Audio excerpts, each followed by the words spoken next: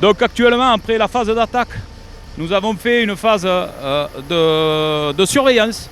Et actuellement, nous retraitons tout ce qui est brûlot, lisière, traitement des lisières, avec un GIF pour éviter qu'il y ait des reprises de feu. Voilà, donc le travail des binômes, c'est de travailler en profondeur, en jet bâton, pour bien que le jet rentre à l'intérieur de la surface de la strate terrestre, pour pouvoir bien éteindre le feu qui risquerait de miner dessous. Donc voilà, donc ce travail, certes, c'est pas le plus sexy quand on fait du feu de forêt, mais c'est le travail le plus essentiel pour éviter toute reprise et propagation du feu.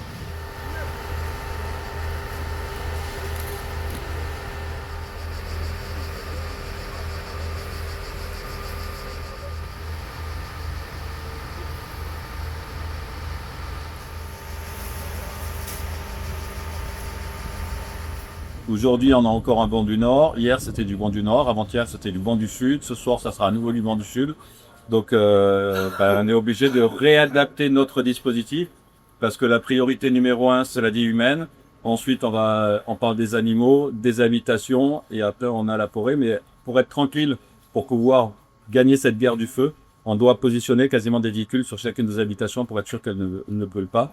Et c'est un vrai sujet.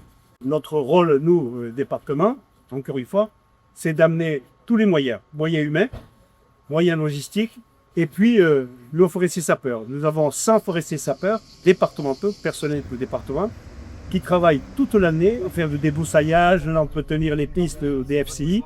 Donc nous, on est engagé depuis lundi sur le feu de Carlencas et les Vasses. Donc le service forestier sapeur du département en relation donc, avec le génie civil aussi du département.